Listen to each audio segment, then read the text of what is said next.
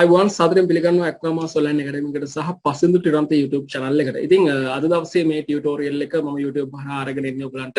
මේ ගොඩක් අය මගෙන් අහපු ප්‍රශ්නයකට උත්තරයක් ලබා දෙන්න. ඒ තමයි Photoshop වලදී අපි typing කරද්දී පොඩි ප්‍රශ්නයක් වෙනවා කියලා ඒ අය මට photos ගහලා තෙවල තිබුණා.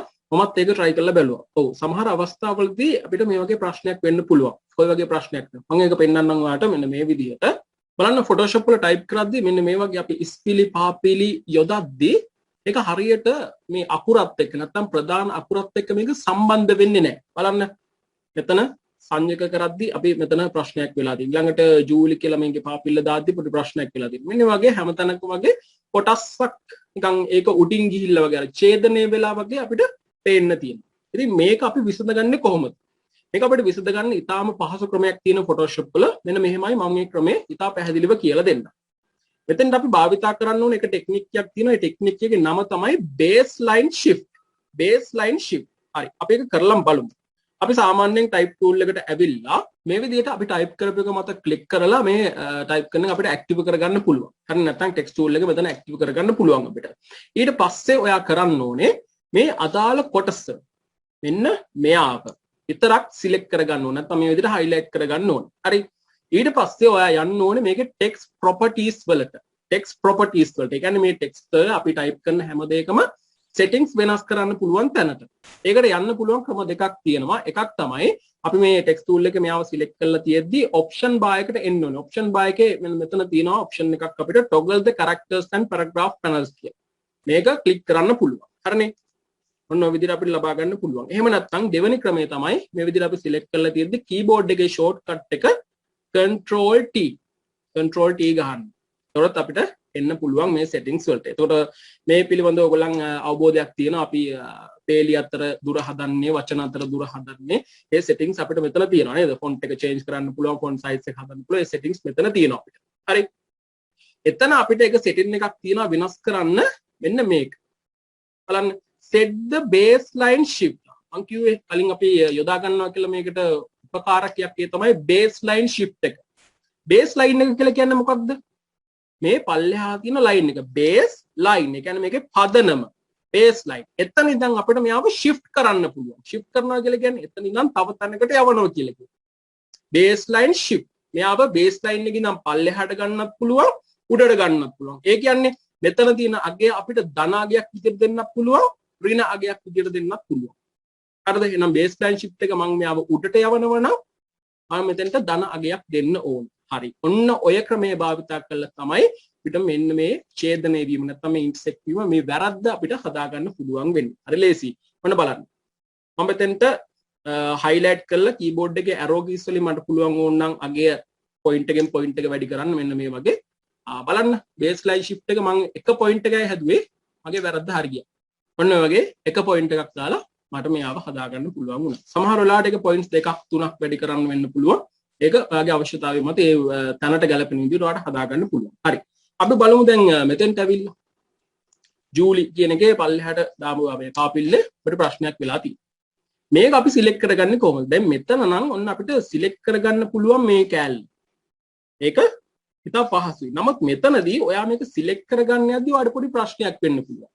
හේතුව තමයි ඔයා සිලෙක්ට් කරනවා මෙහෙම. නෑ මේක හරියන්නේ නෑ. මෙහෙම සිලෙක්ට් වෙන්නේ මේ ජයන් අකුර. ඔයා කොහොමද එනම් මේ කොටස විතරක් සිලෙක්ට් කරන්නේ. ඒක හොඳින් බලන්න. මෙන්න මෙහෙමයි වෙන්නේ. මම හොඳට zoom කරලා පෙන්නන්නම් ඔයාලට. මේකෙදි මෙන්න වගේ පොඩි කොටසක් තමයි highlight වෙන්න ඕනේ. මෙන්න මේ කොටස. පේනව නේද? පොඩි කොටසයි highlight වෙන්න ඕනේ. මෙයාව මෙහෙට આવොත් මේ අකුර. මෙන්න මෙයා තමයි මේ පොඩි කොටසට තමයි අදාළ වෙන්නේ. මේ පල්ලෙහා අපි දාපු මේ පාපි. හරිද? හොඳට බලන්න. normal තියෙන මෙහෙම කර්සර් එක අපි select කරාම පොඩ්ඩක් මේක මහත් වෙනවා පේනවා. අන්න ඒක. හරිද? ඊට පස්සේ ආයෙත් නැවතත් මෙතෙන්ට ඇවිල්ලා baseline shift එකට ඇවිල්ලා මෙයාව shift කරගන්න පුළුවන්. ඔන්න ඔකේ හදාගන්න. හරිද? ඔය විදිහට පිට මේ හැම එකක්ම හදන්න පුළුවන්. මෙයාගෙත් මෙන්න මේ කොටස බලනවනේ මේ පොඩි කොටසක් තියෙන්නේ. ඔන්න ඔය කොටස select කරා shift එක ඇතුළට. හරි. මෙයාගෙත් ඒ විදිහයි. මෙයාගේ අපි බලමු. ඔව් මෙයාගෙත් ඒ පොඩි කොටස select කරා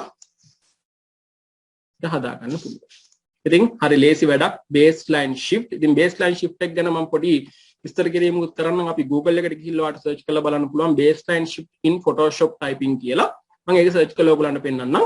බලන්න මම මෙතන search කරලා තියෙනවා what is baseline shift in Photoshop කියලා. එතකොට එයා පැහැදිලිව මට විස්තර දෙනවා use baseline shift to move selected characters up or down relative to the baseline of the surrounding text. අනිත් text වලට අදාළව ඒගොල්ලන්ට අනුගත වෙන විදිහට ඒ baseline එකෙන් උඩට හෝ පහළට අරගෙන යන්න පුළුවන් කියලා කියන්නේ. ඉතින් ඉංග්‍රීසි භාෂාවේ නම් baseline කියලා කියන්නේ අපි මේ වචනයක් හෝ අකුරක් අපිට උඩට පල්ලෙහාට ගෙනියන්න පුළුවන්. දැන් ඔයා වුණා try කරලා බලන්න අපි සිංහල ඉංග්‍රීසියෙන් type කරද්දී අපිට අකුරක් හැම පොඩ්ඩක් උඩට ගෙනියන්න ඕන නැත්නම් මේ baseline එක පල්ලෙහාට ගෙනියන්න ඕන ඔය option එක භාවිතා කරන්න පුළුවන් baseline shift එක. ඉතින් ඒක පොඩක් වෙනස් විදියට භාවිතා කළා නැත්නම් ඒක අපිට ඕන විදියට අපි භාවිතා කළා මේ සිංහල typing වලට අදාළ කරගෙන අපි ඒ තියෙන character එක ස්පිලි පාපෙල කියලා කියන්නේ ඒක character එකක් නේ නේද? ඒ character එක select කරලා එයාව පල්ලෙහාට හෝ උඩට shift කිරීම තමයි මෙතන සිද්ධ කළේ. ඉතින් ඔය විදිහට ඔයගලන්ට වැරද්දක් වුණොත් මේක අනිවාර්යෙන් හදා ගන්න පුළුවන්. මොකද ගොඩක් අය මම දැකලා තියෙනවා Photoshop වලින් designs හදලා දාද්දී ඕක ගැන වැඩි තැකීමක් නැහැ. ඔය විදිහටම දානවා. බෑර පොඩි කොටසක් මැද ඉතුරුලා තියෙන හිස්තනක් සුදු පාට. ඒක හරි කැතයි. නේද? ඉතින් ඒ වගේ පොඩි වැරද්දක්වත් ඔයගේ design එකේ තියන්න එපා. ප්‍රොෆෙෂනල් විදිහට ඔයගේ design එකක් හදනවා නම් ඒ කියන හැම ක්‍රමයක්ම අනුගමනය කරලා හරියට ලස්සනට හදන්න. හරි. එහෙනම් ඉතින් මේ වගේ වීඩියෝ එකක් අරගෙන අපි ආයෙත් හම්බ වෙමු YouTube channel එක. අනිවාර්යයෙන්ම subscribe කරන්න Pasindu Tirantha YouTube channel එක. ඒ වගේම තමයි ACVAMAS online academy Facebook page එකත් like කරලා තියාගන්න. දිගටම මේ වගේ ඉගෙන ගන්න අවශ්‍ය කරන හැම දෙයක්ම Photoshop, Illustrator, CorelDraw, ඒ වගේම Word, Excel, PowerPoint, Access, video editing, SPSS මේ කියන හැම පාඩම් මාලාවක්ම ඔයගලන්ට අපේ YouTube channel එකට සහ ACVAMAS online academy පිටුවට සම්බන්ධ වුණොත් දැනගන්න පුළුවන්. ඔන්ලයින් යන වචනය දුරස්ථකරණයට පමණක් සීමා වූ අති සමීප ඉගෙනුම් ඉගැන්වීම් ක්‍රියාවලියක මහිමයෙන් කිසිත් නොදැන පැමිණ සියල්ල දත්වන්නට පාර එලිකර දැනුමින් පරිපූර්ණ වන්නට වෙරදන්න උනන්දු වන්නන්ගේ සොඳුරු වැඩබිම් ACVAMAS ඔන්ලයින් ඇකඩමිය. ශිෂ්‍ය ලියාපදිංචිවීම් 600ක් හා මුහුණු පොතේ පරිශීලකයින් 20000ක කඩේම පසු කළ වගයි. විශ්වාසය තැබූ ඔබට ස්තුතියි. හිතවත්කම පොහොසත්කම කරගත් සංවර සයිබර් අවකාශයක ඉගෙන ගන්න අයුරු උගන්වන ඇදුරු